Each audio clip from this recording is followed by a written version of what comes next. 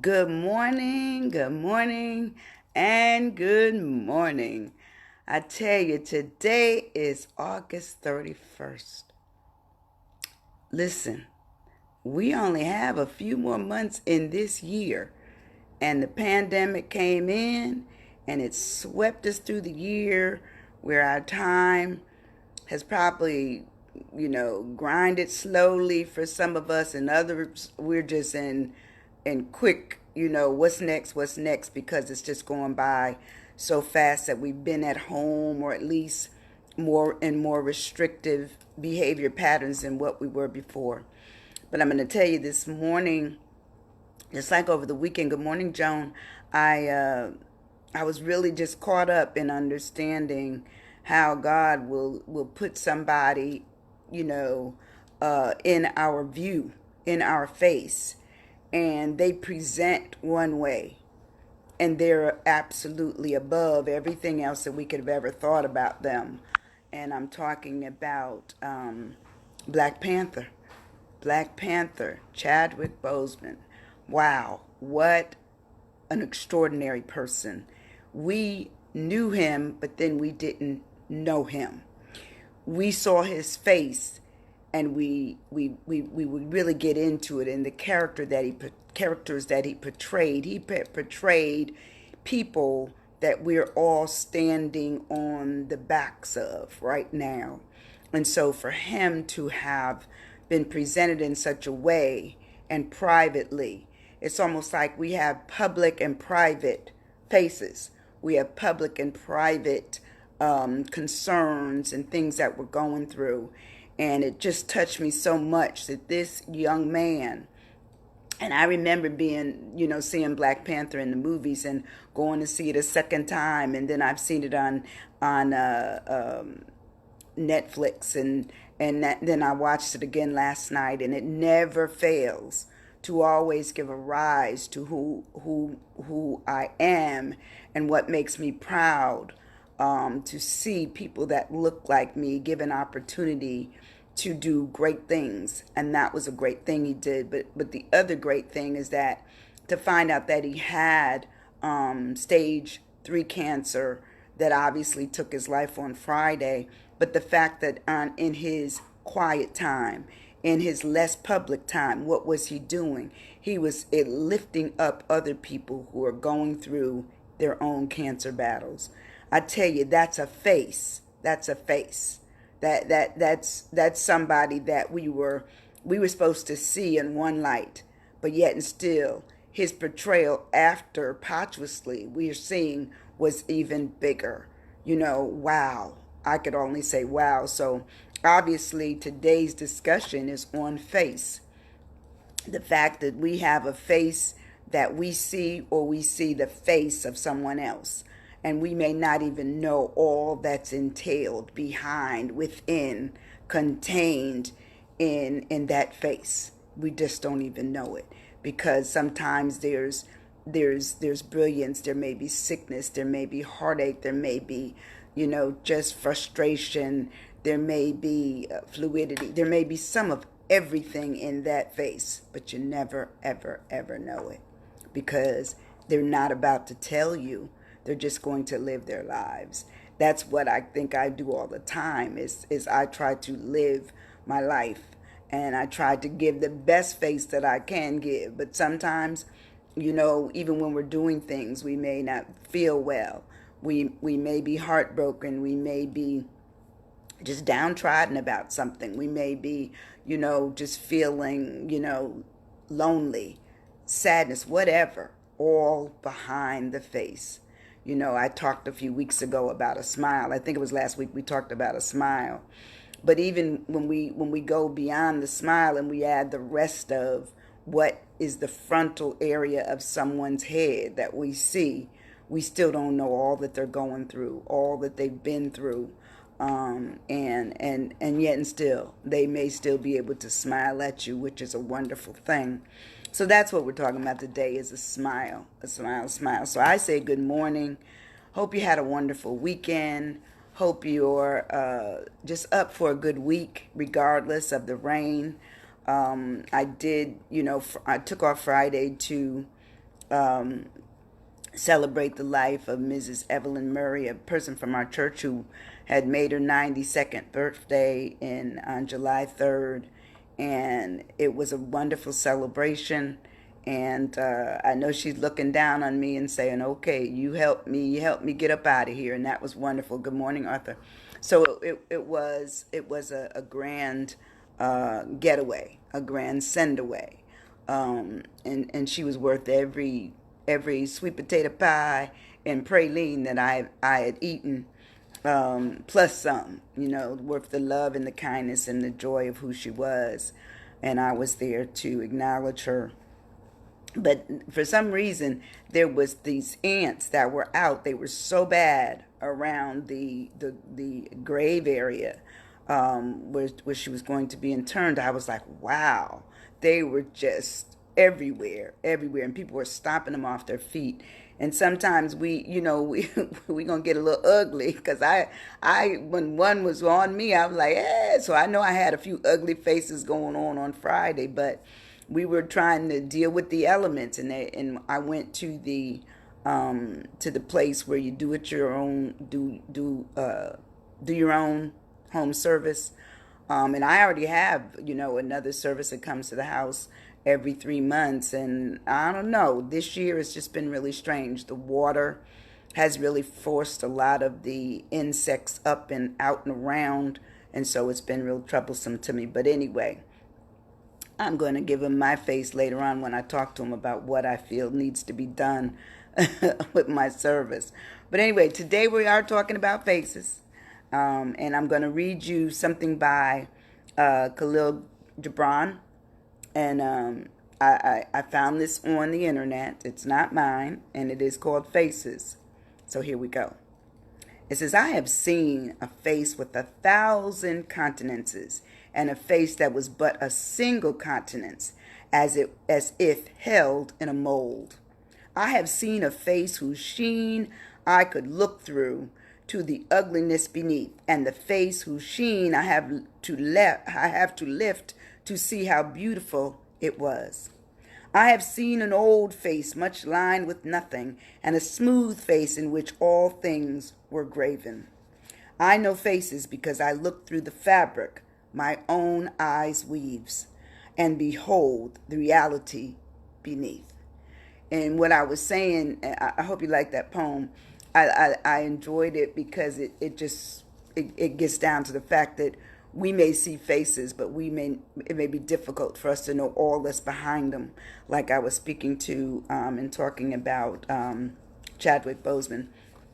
But here it is. I asked you the question, are you stuck this morning? Periodically, we are going to be stuck. Periodically, we're just going to be in our own way. We're not going to be the best face forward. We're not going to put the best face out there. And sometimes we may put a good face, but inside we don't always feel the same. There's no congruence between the two. How we look and how we feel may be totally different. Good morning, Ruby. Or how we look and how we look and what we say don't meet either. We may be looking a certain way and then saying something that just doesn't make sense. It's well, you don't look like you're happy. I'm happy. Okay. So when I say, are you stuck, periodically, we're going to get stuck. So here it is. It says the faces that we show or the faces that we see. And sometimes it's the faces that we see and the faces that we ourselves mirror back. So anyway, face, it says, it's the front part of a person's head from the forehead to the chin. The surface of a thing, especially one that is presented to the view or a particular function. And also, this face is probably the key point of face that we're dealing with, to confront and deal with or accept. That's the face. Because sometimes we have to face things. It may not be just the physicalness of the face. It may be an issue. It may be, confronting somebody. It may be explaining to somebody where we're really at. And so sometimes that face becomes like what they call an about face, where you got to totally turn around and say, well, this is what I mean. This is how I feel. And sometimes those faces don't always agree. So when I break it down, um, the F is for focus. And when we are looking at somebody or we're looking at ourselves, what do we see? Are they focused in correctly? Are we focused in? Do we really know what we look like? You know, and I'm not just talking about the facial, because sometimes the look is also what's coming out, what you may be able to show people without saying a thing. So anyway, it talks about the center of interest or activity, the state of quality of having clear visual definition. Sometimes we don't see what we see, what we think we see. You know, we've kind of identified it. You know, that's when we were talking last week about the smiles, how somebody's smile may fool you. You know, it says, but pay attention to is to pay attention to, it's the center of attention, or it's the hub. It's the basis, it's the anchor, it's the backbone. It's clear and it's distinct. And sometimes when we're trying to be focused in on something, we really zone in. You know, we really try to get what is being taught, what is being shown, uh, what is to be understood. You know, and that's when we're trying to focus in. Because, you know, sometimes even taking a course or listening to, you know, a message at church from your clergy, just sometimes we just get, our mind may stray or our eyes may stray, or we get fixated on something, you know, and all of a sudden we've kind of lost our focus of what was really being said or what was really being shown. But the A of face is acumen, and acumen is the quality. It's the ability to make good judgments and quick decisions, typically in a particular domain. And so, how accurate are we? Are we able to really look at something and make a judgment about it, or are we inaccurate? You know, were we on point? Did we make the right decision? Did we do it quickly and it still fell through? It wasn't right. We addressed it wrong. And it says to have this quality, you're really looking at being, you know, having some awareness, or in some case even some shrewdness, because, you know, when people ask you certain things when you know are off target, such as if they want to know your political view, or they want to know how much you weigh, or they want to know, you know, because, you know, I've had people say, well, you know, how much do you weigh? And then you may tell them and they say, oh, look like you weigh more than that. Look like you weigh less than that. So once again, there, you know, how forthright can you be with people and they're okay with what you say? So it talks about, you know, the sharpness of you know, looking at what face talks about, the face of something, you know, being clever, or being bright, being common, having common sense, and being sensible.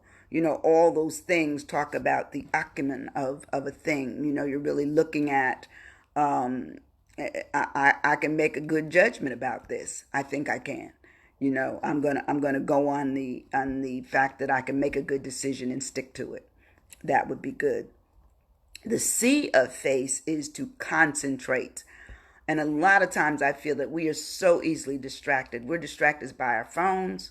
We're you know, because I mean, even in church, you know, I've seen people pull out their phone and go to Facebook, you know, or I've seen them write a text.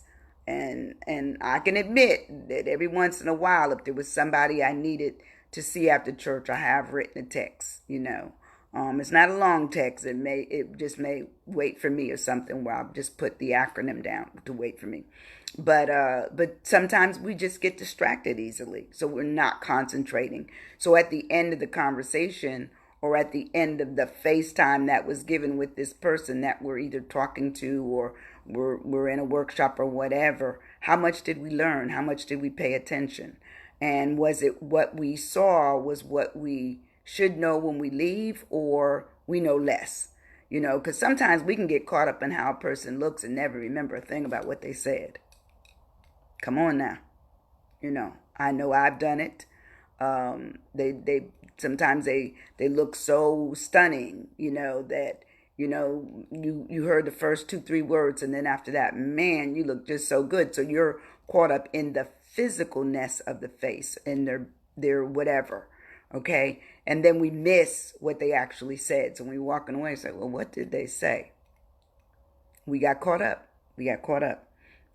So sometimes we don't always concentrate, but to concentrate is to focus on one's attention or mental effort on a particular object or activity. So sometimes we don't always do that. Let's be honest, we just don't. So it looks at being central or centralized. When we zero in on things, it says when we get down to something, we're just going to get down on it. We're going to look at it. It says it puts one's mind to whatever it is we want to look at. We're gonna and I like this. We're gonna get stuck on it a minute. We're gonna get stuck in it and stuck on it, meaning that we're really paying attention, to what is going on.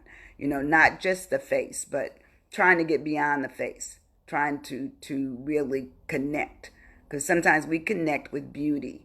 We don't always connect with brain, especially if they're talking in the stratosphere. Like I have a couple of friends that every time they say something, I have to say, "Pardon me," because they're really technically and I would say more internet, technology sound, and so they're speaking in gigabytes and all those kinds of things, and I'm asking, what in the world? But the more I hang with them, I'm getting better. That's all I can say. I'm getting better than what I used to be. So that would be how we concentrate on things.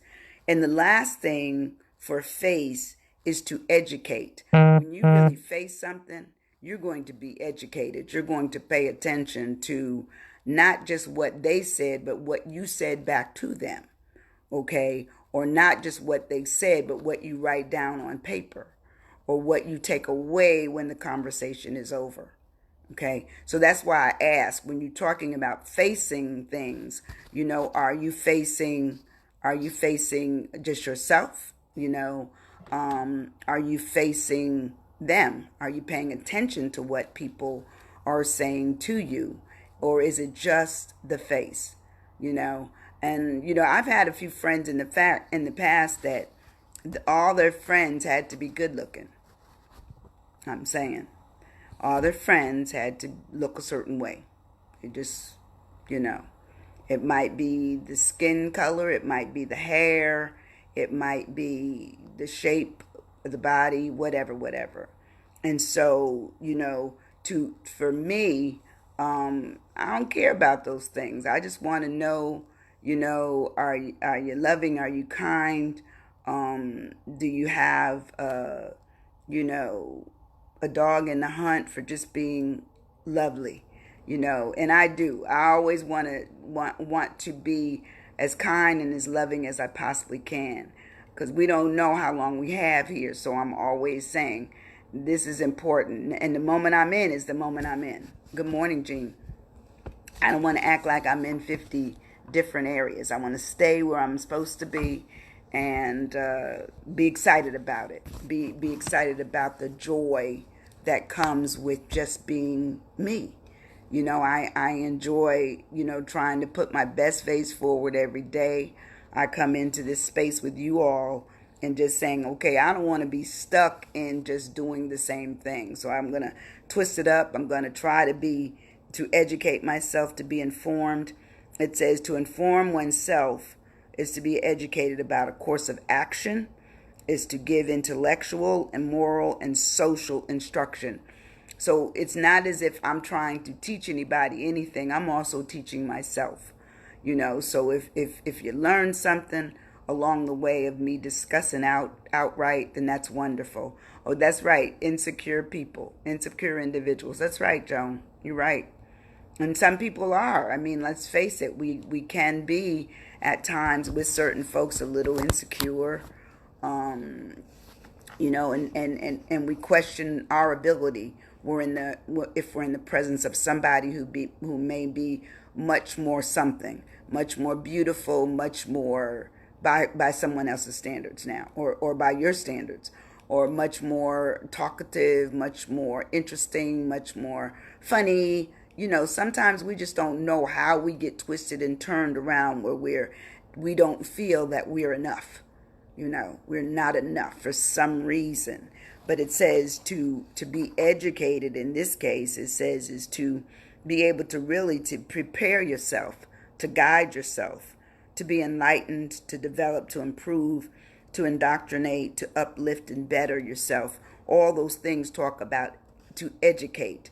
So you may be educating others while you're educating yourself, or others may be educating you while they're educating themselves. That's part of our face.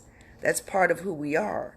And there's nothing wrong with having everything going for you all in one direction. But occasionally, our face may look one way, and our directions may be all twisted up inside, only because we came where we weren't as concentrated on things and as focused, and we weren't able to make a sound judgment about things, and we were kind of twisted up that day. And everybody doesn't have a great day every day. Some days are better than others. But the point I'm making is that to be educated, to be focused, to be looking at concentrating on what it is that you're doing at this time. How many of you are multitaskers to the point where if someone asks you and you were in a conversation with somebody, once you left them, if you remember what they said, how they looked, and what they had on. And sometimes we can get caught up on the face of how they looked, but we never remember anything else about something else going on. Good morning, Maurice. And so that's part of it. That's part of the fact that we can be easily distracted. We can be distracted not by our choice, but just by the fact that there's so much going on in our lives that we're easily distractible. Things can just the phone can distract us from a conversation or a look.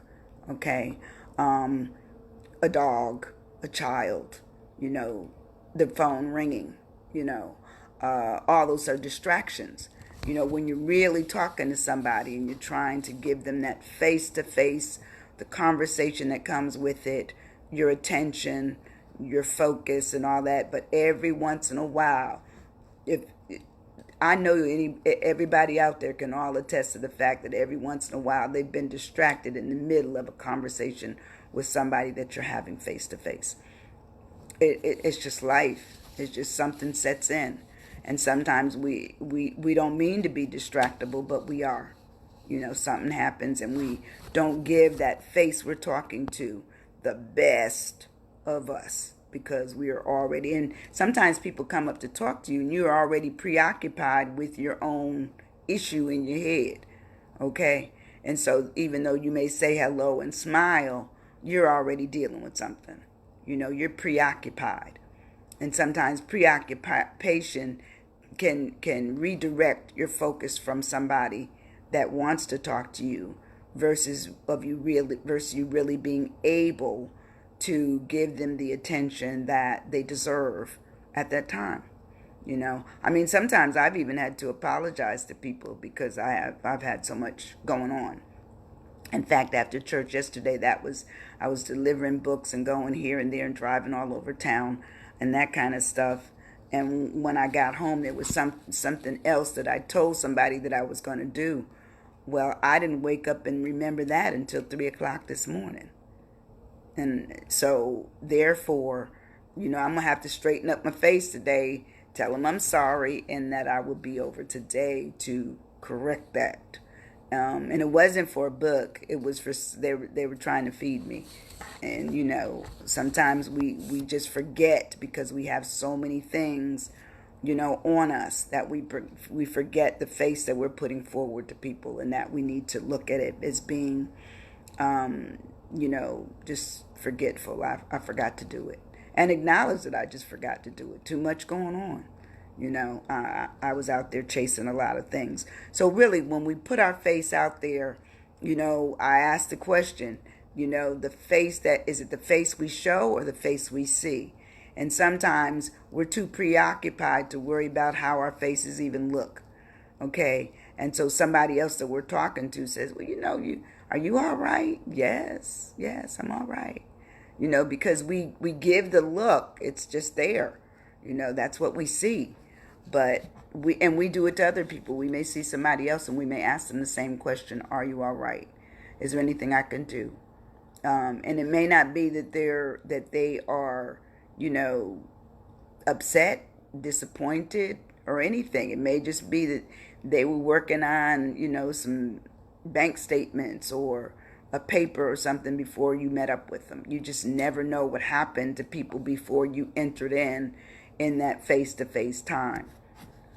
And how many of you are frequent users of FaceTime and what's that, WhatsApp, and all those kinds of things? If you are, write it down. I'm not that, good at it because I forget how to answer the phone every once in a while. I see how to hang it up, and a couple times I've hung up on people and had to, figure out how to call them back. But it just seems like it's off. Where I should find the turn it on and turn it off at it and slide and all that kind of stuff. But I'm getting better. I am getting better. So here's some questions for today. And I'm trying to make these a little bit shorter to stay within 35 to 45 minutes max. And I think 45 is really long. So I've been looking for things that just make it worth your 30 minutes. And then you can go off and think about what I said, write some things down. If you all are writing, oh, okay, good. I use it often. Great. If you all are writing, is anybody writing? If you're writing anything based on some of the discussions that we have, put that in the thread. I'd like to know that. I'm not asking you to write a book for me or anybody. It may be that you can write enough about yourself that after pandemic and beyond, you say, man, did I learn a few things about myself, because I may address a situation from another side. Like I talked about, as I said, I talked about smiling, to smile last week, and this week I'm talking about our face. They're connected. I try to do things that, even if they're not connected the one day after the other, they may be connected within the next, few days of each other or week of each other. So anyway, here's some questions. The first question is, what is behind the face you show on a regular basis? On a regular basis.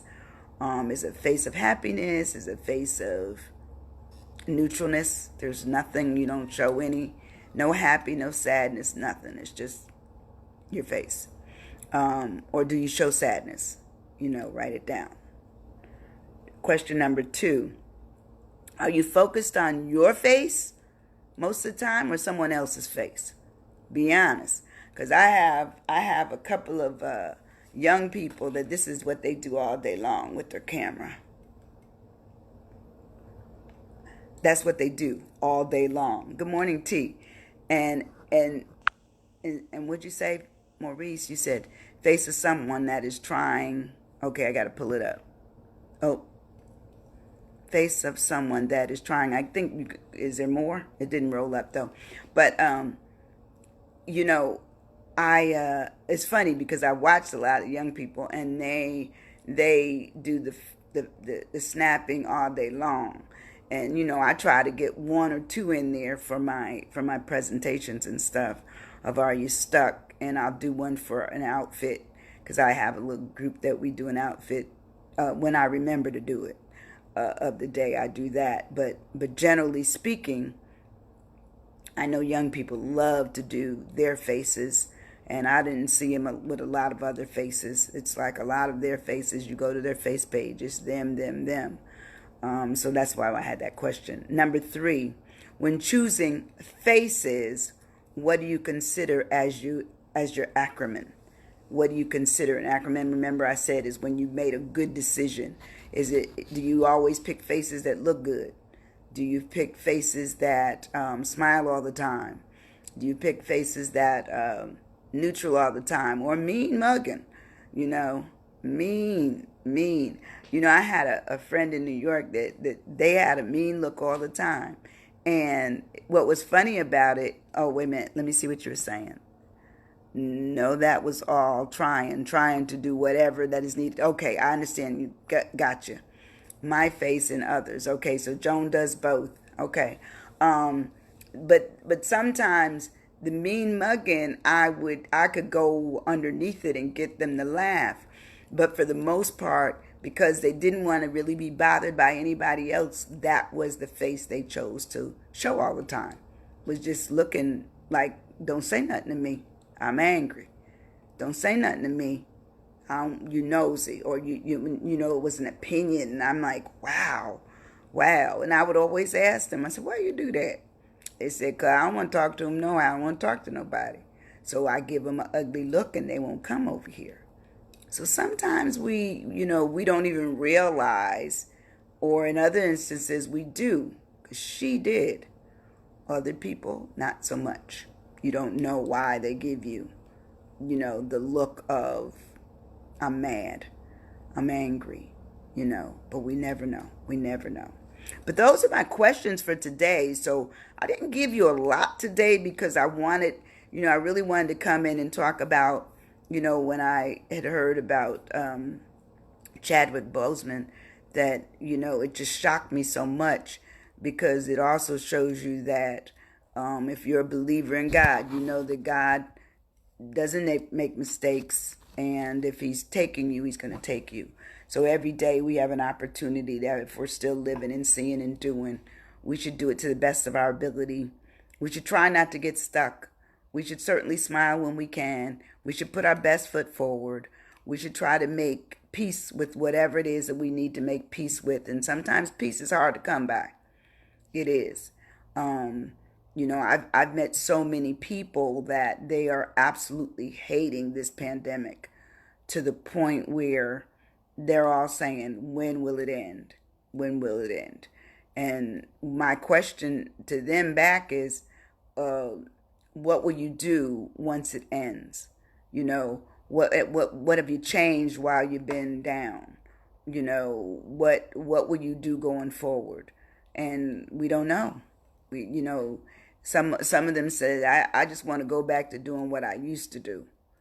And sometimes I personally feel that, our lives changed during pandemic because, it gave us time for what I called this great, great pause to do something for ourselves, something for the people that we love, you know, not just to pray for them, but to look out for them in another way. Because sometimes the physical presence of somebody isn't as good as the emotional support. So maybe we've even been given that opportunity to emotionally support some people that normally our busier lives prior to pandemic didn't allow for. Good morning, Sherry. It didn't allow for it. So we never got around to being, calling them on the phone, texting them, tell them that you love them. I think for me personally, the face that I've shown is, I thought it was good before, but I think it's much better now because I do tell people that I love them, and I do tell people that I care about them, and like I'm doing as much as I can to assist, in my limitation. Just understanding that we're limited to do everything we would love to do and enjoy doing. But we also have to be honest. The virus is still out there. It definitely has I think yesterday I looked, it was over 183,000 people that have died from it. And I keep saying, is this not, one of the richest developed nations in the world? It is. So my concern is, how do we get beyond where we are?